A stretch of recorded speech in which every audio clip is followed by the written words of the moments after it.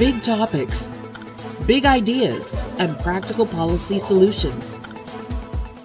This is Leaders on the Frontier with your host, David Leis. Good afternoon, everyone. My name is David Leis, and it's Thursday, May the 30th, and delighted to see everyone here joining us live on a number of social media platforms, including YouTube and X. And we're delighted that you could join us. We look forward to your questions, your comments about a very important topic today that matters to Canadians in so many different ways. And we have a very special guest, the Honorable Preston Manning, who will be joining us for a conversation in a moment, really on the topic, is the state too big? And how do we get a hold of this? How do we bring the levers of democracy, of the people's voice to bear when it comes to managing the state's affairs? And does, in fact, this issue matter to Canadians? Well, I'm sure you'll agree that it does. And again, we're eager to hear your comments, and please share these links with friends and family, because if you think you pay enough taxes, and if you think there's too much unaccountable government, that's certainly one very important angle to it. But there's many others that relate to really not just the quality of our lives, but ultimately our prosperity and how we can live our lives as we see fit. So on that note, I am very delighted to introduce our guest, the Honorable Preston Manning, who is certainly well known across our nation. He served as a member of the Canadian Parliament from 1993 to 2001. He was also the leader of the opposition from 1997 to 2000. He's founded two political parties, and he's made a big impact from coast to coast. So a warm welcome to you, Preston. We're so glad you could join us. Well, thank you, David. I'm glad to do so. Well, Preston, your pen and mind are at it again as you reflect on so many relevant topics to Canadians. And most recently, you wrote, I thought, a very insightful column in the Epoch Times, a great newspaper. And the title was Why the Federal Bureaucracy Must Be Reined In by a Newly Elected Government. Well, we certainly know that the polls certainly point to, at the federal level at least, a change in government. And so with that in mind, we've seen a large change within the size, the scale of the federal government. It's actually almost stunning. I think that if you look at the last 10 years alone, we've doubled the size of the federal service. And you could certainly argue around that. But why does this topic matter? Why did you write this column, Preston Manning? Well, I anticipate a change in the federal government. And one of the big challenges of any new government, not just in Ottawa, is how to get control of a very large public service. In the federal case, you've got now over 370,000 federal civil servants all over the country. If you get a majority government in the Parliament, say 180 seats out of 338, you got a majority government. You got 35 cabinet ministers at the top of that, and a prime minister on the top of that. And this little group has to control and get control of this huge machine. And that is a major challenge. And it's one that needs to be thought through before you get a new government. If you only start thinking about it the day after you form a majority government, it's a little bit too late. So I was trying to raise that issue in that respect. I think you're right on. So you're really challenging all of us as Canadians, but in particular, any new government or any government period, to really think about how the people, through the democratically elected process, have a voice and power over the civil service. We know that we've got to have a good civil service, but, when does it become out of our control? And I thought that's a good point, David, that this starts not with what you actually do with the bureaucracy, but it starts with who do you have elected to that legislature or parliament. Because if you have people in the parliament or the legislature who think that the answer to every conceivable problem and issue is some action by the government or some expenditure of taxpayers' money, it'll be the legislatures and the parliaments that are driving, at least one of the major factors in driving the the growth of the civil service.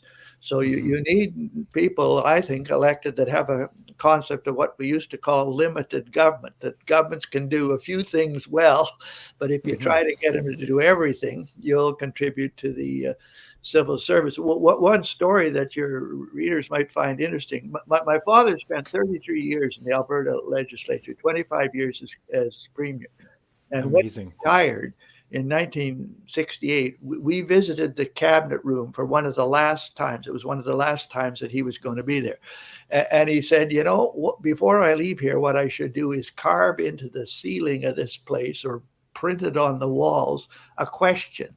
Is there somebody else out there who could do better what we are talking about in here? Isn't that brilliant? In So other can you words, repeat that question again, well, Preston? yeah, The is there question would be, anybody else out there, meaning outside the government, that could do better what we are talking about at this cabinet table? precisely. In Yeah. other words, that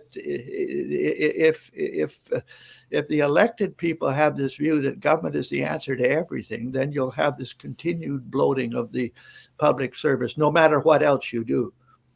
I think that's spot on. So this is a very profound question because it just doesn't relate to the size of government in terms of its overhead and costs and, undermining prosperity ultimately, but it relates to the ability of citizens to have air to breathe and the freedom to be innovative and create solutions to a lot of the challenges we face. And that's called civil society. I mean, that's the history of our country, isn't it, Preston? That we've had group after group, whether it's places of faith to service clubs to all kinds of creative charities that have come to the fore to deal with Canada's challenges. Well, no, that's true, and well, one of the biggest concerns of this is just the cost of it because it translates into ever increasing taxation. But there's these broader considerations of the interference of a huge public bureaucracy with basic freedoms and squeezing out the non-governmental sector as the governmental sector gets larger. If you develop a plan. And I think anybody thinking of forming a new government has to have a plan as to how they're going to relate to the public service. And what some of your viewers might think about, what are the elements of that plan? I think one of them is this identifying who you've got in the public service. You do have professionals. You do have genuine professionals that will, if there's a change of government, they'll do their best to try to help that government implement their plans. You also have potential allies.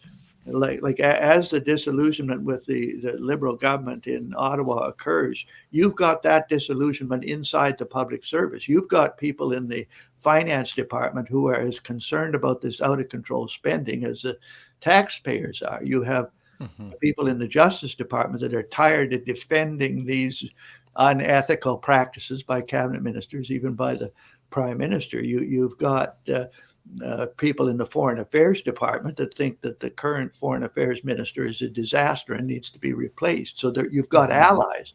So you've got professionals that you want to know who they are. You've got allies, but there's also a bunch of people in there that you need to promote to the private sector if there's a change of government. There's political patronage appointments, there's political hacks, there's redundant people, and there needs to be a plan to, graciously but firmly transition them out of the public service. And you got to have that plan before you ever get there. If you start thinking about that the day after you're elected, it's already too late. Indeed. So I think within that column, you actually kind of reference a basic kind of but profound 3-point plan. And you've just mentioned that is that one of the first tasks is, while keeping in mind that it's very important to have a capable professional civil service, is to identify the professionals. And I guess one of the things that for those people that maybe aren't as familiar with the structures or machinery of government is that virtually everything that's undertaken in government is really executed through kind of a trust and lines of authority with the civil service. And so a lot of them are very, and it's hard to generalize, but are very capable and hardworking, but others that are clearly not. Some are actually appointed to be kind of almost use the word political hacks in the article. But it reminds me of a great kind of a comedy, and I think we referenced this before in our conversation, called Yes Minister. It's a British comedy series, and people, if you have not seen it, you've got to watch it. But basically is a parody of British cabinet ministers navigating the reality that their deputy ministers or their top of the civil service appointments are really firmly in control and running circles around them. Do you think that happens a lot within the civil service, Preston, from Well, I do your think experience and it's a big impressions? problem, and particularly if the less skilled your cabinet ministers are, the more dependent they are upon those people, and that's why again it is very important to who you select to be your members of parliament and that, because ultimately this is where the cabinet ministers are going to come from, and the more skilled and knowledgeable they are, the better able they're able to deal with the public service, but also to get outside expertise. Yeah, that program is just a perfect Well, illustration. it is quite funny. I understand that Margaret Thatcher actually strongly encouraged, if not required, every of her elected officials to watch several episodes of that program. So again, have you seen Yes Minister? To our audience, I'd love to hear from you in terms of your comments. I'm talking with the Honorable Preston Manning about reining in the size of the state for the newly elected government. So that was point number one, identify the professionals. And that's not an easy task because that could take potentially years. If not, well, how would you go about that? Or do you bring in new civil servants who you absolutely know they're the right Well, people there's and a bring the number right of there's attitude? consultants that have been dealing, for example, with the government for years, who have an idea as to who the professionals are and who aren't. And they are one source. There's also just recently retired civil servants, some of whom have a perspective on this and are not happy with what's happening with the civil service. So there are different sources that, but there are other things you can do to add to this plan, David. If your idea is to somehow reduce the size of the federal civil service, one area is to take a look with the federal government as to where it is intruding on provincial jurisdiction. And there's about 6 areas where it's doing that. It's doing that in the health area. The Constitution assigns health care to the provinces, but the federal government has an act whereby it intrudes in the health field. The Constitution assigns natural resources to the provinces, but the federal government just had a bill introduced intruding into that sector. The Constitution assigns municipal government to the provincial government, but the federal government's been running the provinces through the National Housing Act and the Canada Infrastructure Bank to deal directly with the cities without dealing with the provinces. Now, these are all these intrusions into provincial jurisdiction are authorized by some federal statute. If the new government passed an act to respect provincial jurisdiction and reduce that reduction by amending those acts, it would reduce. There's a whole bunch of civil servants that have to implement these intrusions. This would be one major way of reducing the role of the federal government where it ought not to be, and reducing the size of the public service in the course of doing that. So, in many ways, you're saying, Preston, if I'm hearing you correctly, is any government, including the federal government, needs to focus on things that it can do well and to stay in its constitutional lane.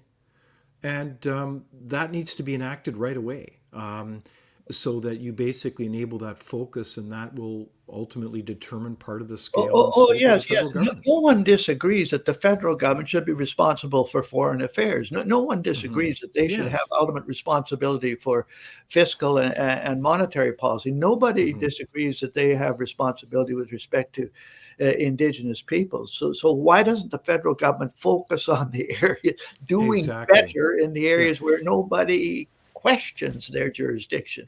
So on that point though, Preston, help us understand, because I think for a lot of us as Canadians, we're a little bit confused because we hear about, well, let's just say this, the federal government trying to provide, say, breakfast, lunch programs for school children. Like, not many people wouldn't be against that, although you could say, well, let's enable parents to be stronger to be able to provide meals for their kids.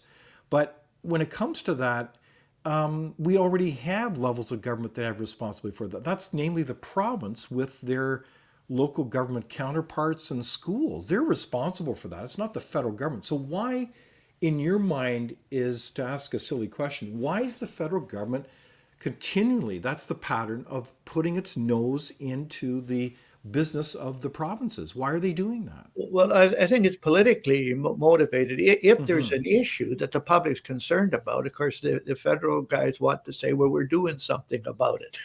Yeah. And so if there's concerns about the school children getting properly fed, the inclination, the pollster comes and says, a lot of people are concerned about. So the inclination of the federal government to say, well, we ought to do something in that area. And I think one of the things that need to be clarified by whoever forms the next government is stick to your jurisdictional areas. And a lot of this national unity, that there's a lot of unrest among the provincial governments with respect to the federal government. This is not good for the federation, but a lot of that is caused by this intrusion of the federal government into areas of provincial jurisdiction. No, I think that's right. And imagine all the wasted time and energy of gnashing of teeth as they argue as the federal government should just really stick to its knitting. I think that's a very good point. So the first point is identify those professionals. And the second one you alluded to earlier was identify potential allies. What do you mean by allies? Well, as I mentioned, there are people in the federal civil service who disagree with the current direction of the federal government and who want to see changes themselves. They have to be discreet. They can't go out and say that. But as I mentioned, there's people in the finance department who are worried sick about the debt load and the uncontrolled spending. They're as worried as the taxpayers are. So these are potential allies if there's a change in government. But you got to know who they are. Indeed. Do you think that this issue is being identified more and more by Canadians across our country, Preston, that the state is just simply getting too big, it's getting too complex, and no one really has a strong handle on managing the country? Well, where it affects the ordinary citizens is at the tax level, that the cost of all this, it's you, the taxpayer, paying for all of this. And then the second area is when the citizen goes to the federal government to get services or something, and you got to go through 8 layers of bureaucracy to get anywhere. Just call one of those federal government help numbers. You get 14 options and you're told to wait for 2 days. Like I think the impossibility of bureaucracies to deliver services effectively, citizens are conscious of that if they go looking for services. So I think there's 2 or 3 places where the average citizen becomes conscious that too big a government is a big problem, and it's a big problem for you as a citizen. And this isn't just a political partisan issue. I think you're right. And speaking of it not being a partisan issue, I did want to share this clip from Stephen LeDrew. He's certainly a very prominent liberal leader. So could we share that clip? Wonder about the ability of our federal government to get anything straight. The Prime Minister put out a statement recently congratulating Israel on its anniversary of independence. He said Canada was amongst the very first countries to recognize the independence. No.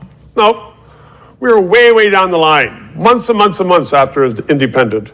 In fact, I think we were after Guatemala. But the Prime Minister can't even get history, but we know he lies all the time. But let's just talk about the ability of government to get things right. People in BC, Lionsgate Bridge. I know it's provincial, but the feds are in there too. It's been a mess for years and years and years. People in Toronto, they are closing down part of the main highway into the city, the Gardiner, for 3 years to repair the road. 3 years. No one complaining about that. People in Montreal, you certainly know about bridges there and how long it takes to build bridges. People in Maritimes, We're talking about the ferries breaking down all the time. And here's the doozy, that Trans Mountain Pipeline. Yep, it was starting off around 4.5 billion, be finished in a few years, is around 35 billion years late. The government just seems unable to do big projects. But then let's just look at the little things. Things like passports, things like healthcare. They just can't seem to get anything right. And yet, when you listen to the politicians, Prime Minister, first of all, and the other politicians, the quislings he has in cabinet, they're all saying we are having a great government. Canada's number one. Simply not true.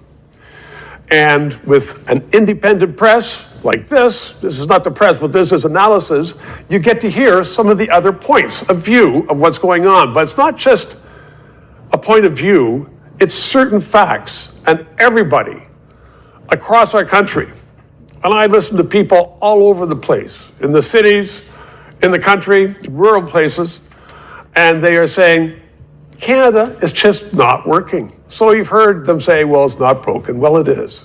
Canada is now the laughingstock of the world. Our Prime Minister is disregarded by the leaders of the world, and he's simply making the case that he is the big shot and he wants to be reelected because of the good jobs they're doing. Well, the fact of the matter is, our government was increased, the federal government, by 100,000 bureaucrats, really well paid, big pensions, living across the country, and they are in great shape. And do we have better government? No. So let's just forget about these promises of dental care and pharmacare and health care and daycare and all the other things the Prime Minister said he has accomplished for you with your money. No, it's simply not true, because government can't do those things. Let's unelect politicians who promise the mountains, promise the pipelines, and get somebody in there who can just do what governments are supposed to do, provide basic service. So there you have it. That's a pretty hard-hitting analysis by Stephen Ledrew, former prominent Liberal leader. So what do you think about that? Is he being too hard-hitting, cynical about government and recognizing really its limitations? No, I think that's a fair analysis of the problem. Of course, the challenge is to okay, how to fix it. And this is something even that opposition politicians have to watch. It's very easy to criticize what's being done, and there's lots to criticize. But the more important thing is how are we going to fix it?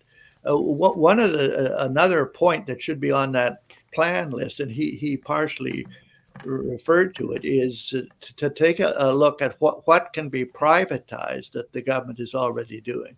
Like this business of the government or a government entity building pipelines. There's all kinds of people in this country that could build pipelines and have built pipelines all over the world. And taking a look at what can be done by the private sector. And then the more that you contract out things to the private sector, then the public service can be reduced to all it has to do is monitor that. It doesn't have to actually provide the service. No, I think that's a brilliant point. In fact, at Frontier for years, there's been a brilliant senior fellow, Ian Madsen, who's done what are called financial valuations on the host of crown corporations, really government entities across this country. And that analysis proves many things, not the least of which is that usually those crown corporations are not performing in terms of their finances, their bottom line. But I don't know if people realize this. Those crown corporations are in the end controlled politically. They don't necessarily make wise business decisions. But what happens is they hire a lot of people so they can be very inefficient. And they are creating a culture, Preston, as you'd observe, that is really very much like government. And so that would be a relatively easy thing to do, is to privatize so many of those corporations, like a number of past governments did years ago when I believe they privatized Air Canada, Canadian National. And those companies now are, you may not always agree, but are very high-performing companies that pay taxes now. And I think that's part of Canada's productivity challenge, is it not? Is that we have a very large government, and that includes a lot of crown corporations that really need to be privatized.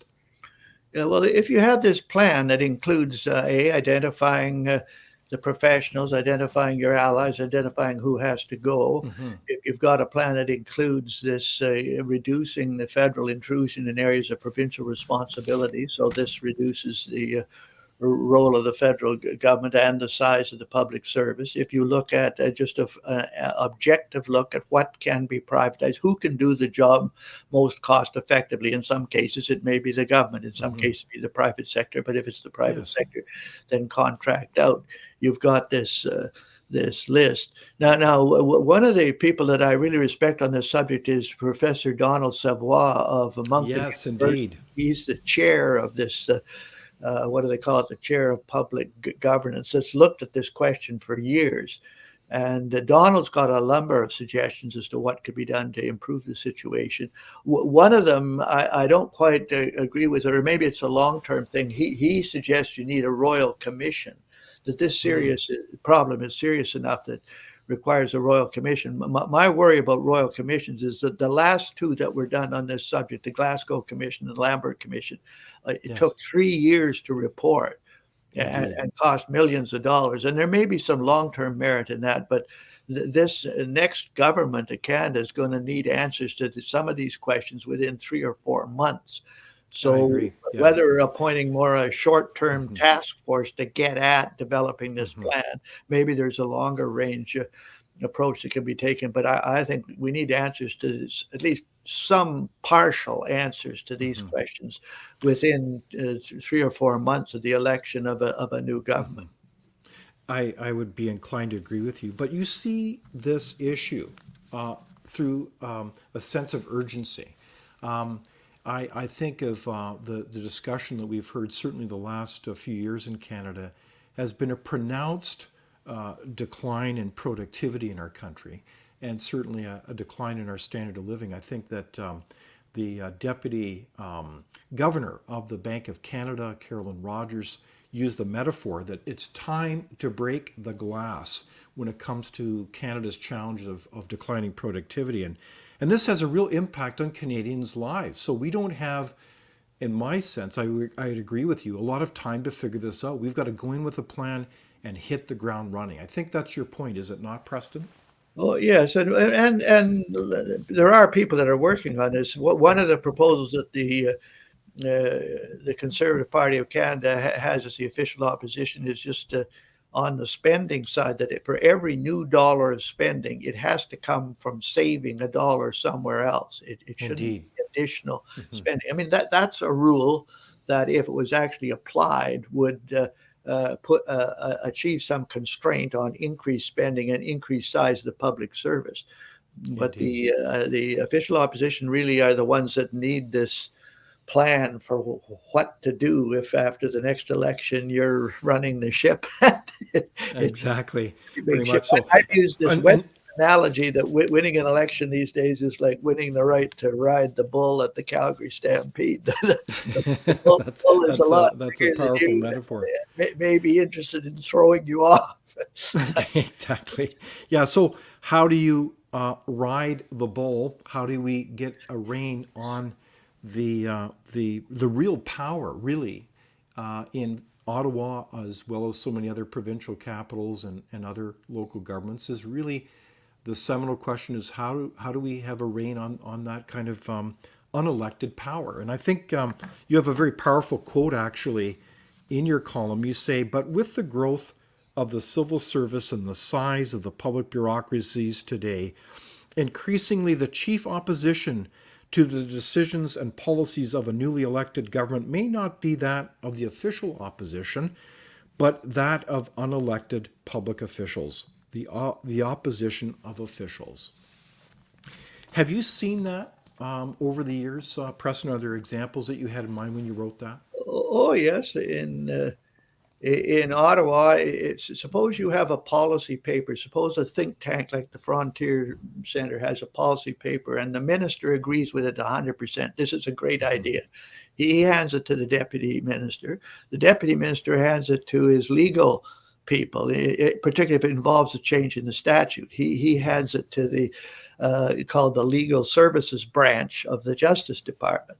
And these people take a look at it and they write a memo to the minister. Here's 25 things that these idiots outside don't understand about that statute. Now, half the stuff that they send to the minister is very useful information because they know why clause 65 of that act was amended 3 years ago because of a court decision. Half of their advice is good, but they are defenders of the status quo because they had so much to do with the status quo. And so this is a resistance from inside. The minister thinks this is a great idea, but he gets this memo. Here's 35 things that are wrong with it. Yeah, I think that's a very good example. So you really have to have enormous commitment and wisdom and courage and experience to be able to take on that kind of formidable team in the civil service. Well, Otherwise, and they'll run a circles balanced around you. source of advice, David. Like you need the advice from these experienced people inside. There's no point in saying that you don't, but you also need advice from outside, and so that the minister can balance the internal advice with the external advice. One of the criticisms of the current government is this is a different criticism we haven't touched on, is that the civil servants are actually providing less and less advice to the cabinet, and the Privy Council office has this host of outside consultants who not everybody knows who they are, and they're not accountable when the policy advice goes sideways. That one of the additional issues is how do you get this balance between, we've gone all the way from civil servants providing 90% of the advice to 80% of the advice coming from outside consultants attached to the Privy Council office. How do you get the proper balance? So that's another item for your list of the plan. Okay, a very good discussion here. And one of the things, I have a question here from the audience is a lot of this this mess created because it's all about short-term political thinking rather than policy. Is that a question that makes sense? Well, yes. There's like a new prime minister, and premiers do this too. They write these mandate letters to the new ministers. Okay, you're going to be the minister of such and such. Here's a mandate letter. And some of these mandate letters are 3 pages long. It's everything under the sun. And they're basically politically motivated. They want to make the government look like it's dealing with whatever the laundry list of problems are. And this is an area where you'd be far better to have 6 items on that mandate list that are measurable as to whether you can achieve them or not, than to have 35 items that the minister's not going to begin to be able to deal with them. And but those lists are dictated more by the politics of the day. And part of the problem is with the conventional media. If a government tackles this problem, they're going to be hammered by the traditional media, depending on its biases. Harper reduced civil servants by about 20,000 when he got in. And of course, they were hammered for being indifferent, and you want to cut programs to widows and orphans, and there's editorials and all the rest. Chrétien and Martin were forced to reduce a federal civil servant by 50,000 back in our day. And there wasn't anywhere near the howling. In fact, there was editorials saying, isn't it too bad? I'm sure Mr. Chrétien and Mr. Martin really hated to have to do that, almost sympathy. So how to handle the communications of this getting a hold of the civil servants is a real challenge for a new government.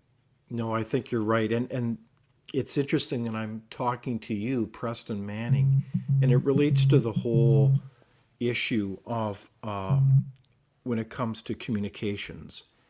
And that has to do with how do you build the case? And I mean this with integrity, because you're at the forefront of this years ago, saying that the deficit does matter, the debt matters. And I think you kind of really played an instrumental role in building the case that with the political will then of others to actually make some really tough decisions around the scale and scope of government. I think of some of Paul Martin's decisions and with Jean Chrétien. And there were certainly others that Mulroney tried to work at as well. But Canada was on a really bad track of bigger and bigger deficits, as you know so well. Can you give us advice on how a new government really looks at the eyes of Canadians and says, we've got a real problem and we've got to get our fiscal house in order, and we've got some tough what helps decisions is to to make? build up public support for this. Like back in the early 1980s, the pollsters, when the Reform Party was being put together, the pollsters came to us and said that there is less than 25% support from the public for this business of balancing the budget. So instead of saying, well, I guess we shouldn't campaign on that because there's not a lot of public support. No. We said, okay, we're going to change that. We're going to go out and crusade. This is a big problem, and it's costing you something as a taxpayer. And it took, of course, we used more public meetings and literature and door-to-door campaigning and that. But by the 93 election, that number of people that were saying that this is a problem was up to over 50%. This is why Chrétien and Martin attacked the problem. It wasn't because they suddenly had an ideological conversion to balance budget. It's because their pollsters came in and told them, look, these idiots out there have cranked up the public support for this to the point where it can't be ignored by whoever's the government. Right. And so efforts by think tanks and by third parties to acquaint the public with the seriousness of this problem, to get the public support up, that makes it a lot easier for a government to do something about it. So to be clear, you help set the table, if you will, in terms of generating the public support, the will to make those decisions. And so today, what strikes me as quite a challenge is we don't kind of have the same mainstream media that we did before. I know there's debates about to what extent they were balanced before, but today we've got some 2,000 media outlets that ironically are on the government dole in terms of federal support. They actually sign documents to the effect that they'll be looking seriously at how they cover news coverage through a certain lens. Does that not create a special challenge then for any new government to get its message out and say, these are the facts, this is urgent matters to be able to make decisions around our financial shape of our country? No, I think it does, but I think that it's the effort to get the public to be saying to the government this is a problem, than the government having to say to them this is a problem. Okay. It's a lot easier for a government to act when the public is saying to them, look, we think this is a problem, get on with it, than when the government perceives a problem but has to go out and convince the public that this is so. So is your sense that across Canada, a la some of comments made by Stephen Ledrew, is that are you hearing as well more and more concerns from Canadians that we really do need to get the size of government and our financial house in order? Well, I think the broader thing, and the polls reflect this, although you have to be careful about polls. Diefenbaker said only dogs know what to do with polls. So yes, okay. shouldn't take that into account. But I think the polls are showing there's general dissatisfaction with the government's management of a whole bunch of issues, including the fiscal and financial side. And this is leading to the distinct possibility of change of government when there's an election. And the bigger challenge is for that whoever is next in line to form the government, which is the Conservative Party of Canada under Pierre Poilievre, being prepared to deal with these problems, including the one that we've discussed today. I think that's the bigger challenge now, being prepared to deal with that problem. Okay. I do have a question from our audience, and it has to do with the hiring of civil servants. Is it possible to actually deal with the civil service if they've been hired under new rules that contradict merit? And I think the EG is, like, for example, diversity, equity, inclusion. So in other words, if I understand the question correctly, do you have a different type of civil servants that really doesn't focus on merit anymore, but on other Well, ideological I think that's the thing tests. that has to be reversed, that the emphasis has to be put on merit first. And that'll require some reversal of the criteria for hiring. And even to like this current criteria where what is looked at is gender, what's looked at is race, what's looked at is sexual orientation. Even that kind of hiring is ultimately unfair to those people. Because suppose a woman gets hired on that basis, and people say, "Oh no, the only reason you're a judge or the only reason you're a deputy is because you're female or you're the right race." Maybe she is very competent, but it's even unfair to the people that are ultimately hired under those criteria. So uh, I hate to say it going backwards, but going to merit hiring has to be part of the future of the hiring in the civil service. Yeah, it really does make sense. Now, there are, when we talk about the size of the state, what occurs to me as well is how do we deal with this issue well, Preston, if we don't confront squarely the whole issue of transparency? And it's very interesting because I believe there was just an alert today about the Prime Minister really objecting to sharing quote, secretive cabinet documents about foreign interference with, ironically, the inquiry on foreign interference. I mean, how are we supposed to get at the bottom of things if we don't share documents? But there was an interesting story that was reported this week. I believe it was just today, where Treasury Board in Ottawa was proposing to change the sunset rules around when documents no longer become secretive. So in other words, right now, today in Canada, if I understand the rules correctly, quote, secret documents are held in limbo forever. There's no sunset where they become public after, say, 10 or 20 years. But instead, they're held in these, I imagine, giant warehouses or even electronic ones, that these documents are held indefinitely. And the irony is that historians have trouble researching Canada, and they have to go to other countries' archives to find out what may have happened historically because we are so secretive as a government culture. Now, does that not undermine the whole opportunity to find out and hold government to account? Well, that's another item that can be put on this list. I'm a great believer in sunset clauses, not just on information, but sunset clauses anyway. That for programs and everything else, even if you decide to renew the program, the fact that the sunset clause forces you to say, do we really need this or not? And this applies to, again, applies to secrecy regulations as well. There should be sunset clauses there, and the sunset clauses should be more shorter rather than longer. And I'd say I'm in favor of a sunset clause on the current government. So I would I would extend it to that broad extent. No, I agree. So, what do you think to our audience? We're obviously having a far reaching conversation with our friend, the Honorable Preston Manning, about the scale, the size of government. Do you see it as a concern? Is government too large and too complex? Does it concern you? How does this impact you? So, Preston, one of the questions I also have has to do with culture. And that is, like you had served in Ottawa, you know the systems.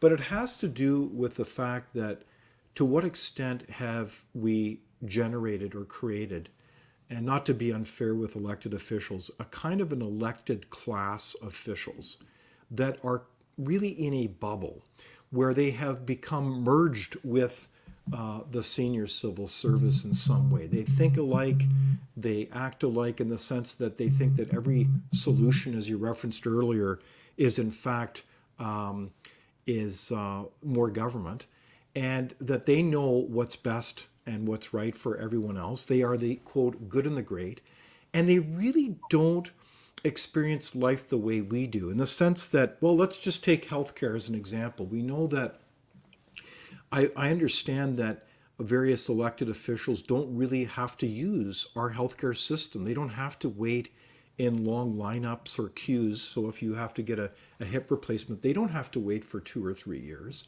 And that goes for judges as well. And so these people don't experience the kind of feedback pain loop that the rest of us do, as we have to sit in long waiting lists for healthcare. Am I being too cynical about this? Are we in danger that this big state has created, in effect, a different bubble for elected elites in our country? And is that a problem? Well, I think partly what you're touching on, David, and I've been on this theme for 10 years, this conceptualization, and it's still very prevalent among the traditional media, is that you can look at politics from left, right, or center, and they'll accuse somebody of being too far right or too far left or too centrist. I think that's an obsolete way of looking at it.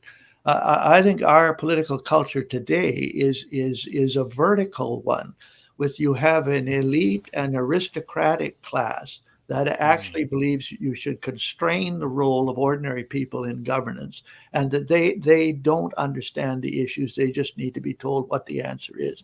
And that the new dynamic is an aristocratic elite group versus a populist bottom-up group that disagree with that's the framework for looking at the Trump phenomena in the United States. It's not a left, right, center thing. It's a vertical thing. Aristocratic elite class versus rank and file people looking for somebody to lead them out of the wilderness. And that elite class has these privileges that you're talking about. And the only people that can change that are the voters. The one thing you can say to the voters, there are more of you than there is in that other group. And so if you exercise your franchise in a way that you pick people that are on your side, not part of that aristocratic elite class, that you'll get a change. If you don't make those decisions, you won't. Okay, so that's a very interesting take then on power and politics in Canada today. It's not so much about left or right. It's really about, to what extent are we making decisions, including the size of the state, that empower individuals to live their lives, to have control over their lives, instead of genuflecting and bowing in deference to kind of an elite that think they know what is better for the rest of us. Is that it? Yeah. And it's not a new thing, David. The classic book on this is by de Tocqueville, the French writer who wrote Democracy in America in 1830 something, where he said the real divisions in the United States are not the ones that we're talking about. He said the real divisions are between those who are animated by the aristocratic passion, who wish to reduce the role of ordinary people in governance, and those who are animated by the democratic passion, who wish to expand it. And the guy was, I think the guy was right. Well, I think that's very well said, Preston. Very powerful discussion, because if you understand that point, then you can see on all kinds of measures the ways that we can, through good public policy and insight, empower people, not disempower them. I think of the whole concept of the rule of law versus the world of rules that are driven by a political class that is not interested in offering equal treatment under the law, but rather implementing their power in the form of rules over other people to control them. Yeah, well, that's another whole subject, the rule of law. But there's things that ordinary folks can do that if you want the rule of law, you better know what the law is. I chaired this panel for Premier Smith. It was the only government that wanted to look at what are the lessons from the COVID crisis. And in particular, we were to look at should there be changes in the legislation that govern. We had a very good discussion about it. Well, and we the government put a question on their website: what changes, if any, should be made in the laws that governed how we approached COVID? And there were 3,000-4,000 responses to that. What these responses proved is that Albertans didn't have the foggiest notion what the laws were that governed the approach to COVID. Isn't that interesting? Not yes. the foggiest notion. So then we and to be fair, then we put up some. Here's the laws that govern this. But what that indicates is if you want the rule of law, citizens have to pay a little bit more attention to what those laws are. And it doesn't mean you got to know the revised statutes of Canada, but you maybe should know what the Charter says, what the Constitution says. If it's a public health crisis, maybe you should know what the Emergency Act says or what the Public Act says. Or if they're closing down your schools, maybe it wouldn't hurt to know what the Education Act is. I think we often say we want the rule of law, but then we as citizens don't do a lot to. I think you're right on. So we've had a far-reaching conversation about this really a very important topic, Preston. And so it begs the question, what can we as citizens do? And I know you've written extensively about this. I think your book was called Do Something. You had many very practical suggestions. What would you be advising citizens to do as they look at this huge morass of a government that just has octopus arms over every aspect of our life? Where do we begin just on this? one simple thing is, as we're going to get into a federal election campaign and debate, is to have a couple of questions ready for your candidates, or have questions ready for your existing MP. What specifically are you proposing in order to reduce the federal civil service size and to reduce the federal deficit and debt? Have some concrete questions, and then govern your voting response to how well those questions are answered. Yeah, very good. I mean, I think perhaps another way to look at this is to look at the outcome. What is frankly, the ideal size of government in this country? If you look at the opportunity to have a thriving economy, I think if Goldilocks comes to my mind, we don't want too small a government because there's things that government needs to do. But most importantly, we need a healthy, large, robust private sector. That's the goose that laid the golden egg for Canada.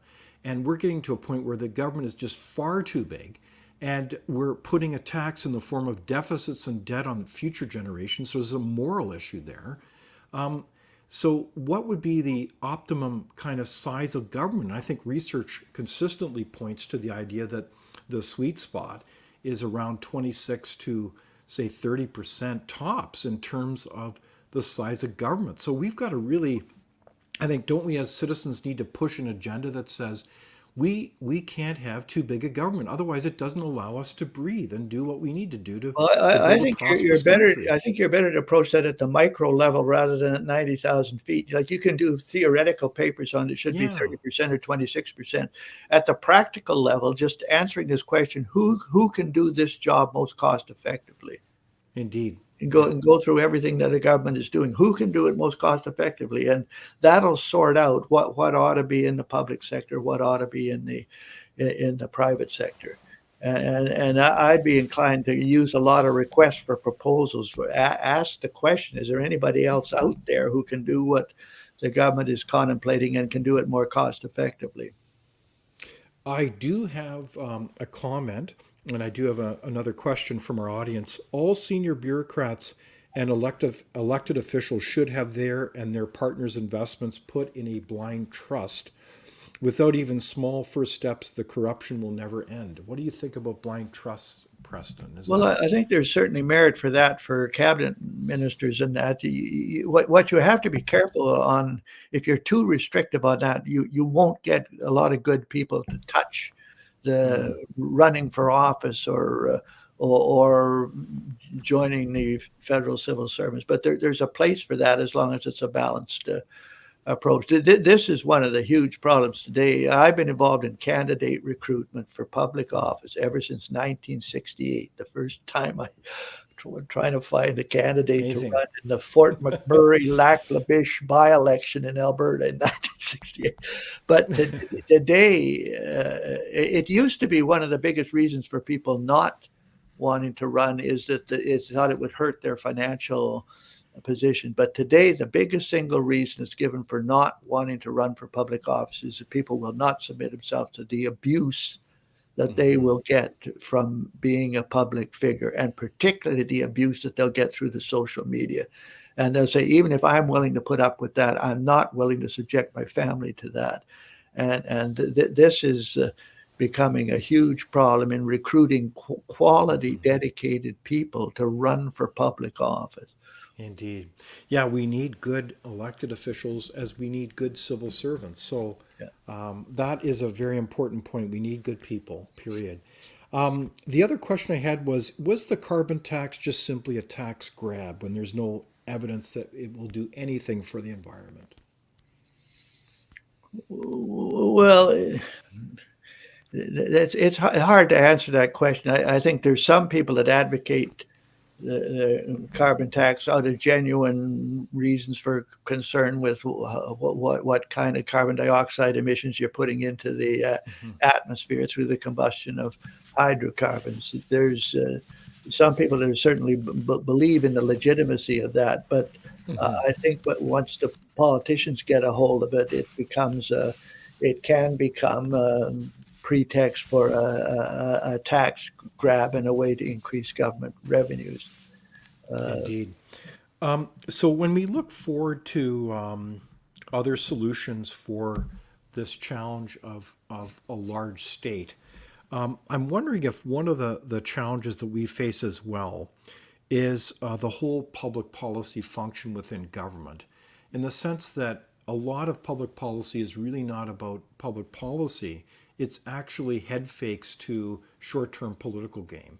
And I'm going to share with you a bit of a story I heard from a gentleman named Bill Morneau, the former Liberal finance minister. And he reflected on the whole story of the CERB benefit provided to people, to Canadians during COVID-19. And his team at the Ministry of Finance was given the responsibility to work out a number recommended that was both affordable and effective given all the other programs that would be appropriate.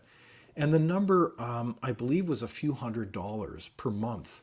And what was fascinating is that a week or two later, when the Prime Minister's office made the announcement, it had ballooned to some $2,000 a month. And kind of the rest is history, because it set a precedent of enormous spending across the board, as everyone observed at that figure and used that as a precedent to say, well, me too, if you're going to give that to individuals. And what's amazing is that Morneau shared the story that in conversation with the Prime Minister, he asked, well, why did you increase it so much? And the response was, well, it was really optics. The look of the figure didn't look high enough, so we thought we'd increase it a lot. So is a lot of our government decision-making sadly not based on policy, but on optics? It's just a political game. We are spending money like drunken sailors all because of optics, not because of public policy. Well, yes, no, I think that is a huge problem. On that particular issue, but part of the problem there was what Morneau is talking about is dealing with it at the micro level. At the macro level, if you're going to shut down the economy for whatever reason, you better do an impact assessment as to what is that going to be in macro terms. I know the Alberta situation. In the Alberta situation, the contraction of the Alberta economy due to lockdown measures was about 8% of the economy. The Alberta economy is a $300 billion economy. You contract it by 8%, you're going to do $24 billion worth of damage to the economy in terms of reduced revenues, reduced wages, lost jobs, bankruptcies, etc. Now, I think if officials knew that big number, You want to do $24 billion worth of damage? How are you going to compensate that with a couple of $1,000s to whoever, or a couple of $100? I think that macro analysis. The other thing with Alberta, the contraction caused a 7% contraction, or 7% increase in the unemployment rate. Alberta has a workforce of about 2 million full-time jobs. A 7% increase in unemployment means you have hurt 140,000 jobs by those measures. If you knew what the macro thing was, wouldn't it make you hesitate? You're not going to be able to repair that with some micro problem handing a couple of $100s to individual families. So I think the consideration is the macro, start with the macro rather than the micro. Okay, well, that's good advice, as we have had quite a far-reaching conversation today, Preston. Not a surprise, and I want to thank you on behalf of everyone for joining us for this conversation, and for, again, your voice on these important matters about why the federal government and bureaucracy must be reined in by elected, democratically elected officials. So thank you for joining our conversation today, Well, Preston. thank you for having me. I very much enjoyed it as well. It's been a pleasure, and thank you for our audience members for joining us as well. And be sure to join us next Thursday as the discussion continues, and be sure to share this with our friends. And thank you, and have a great day.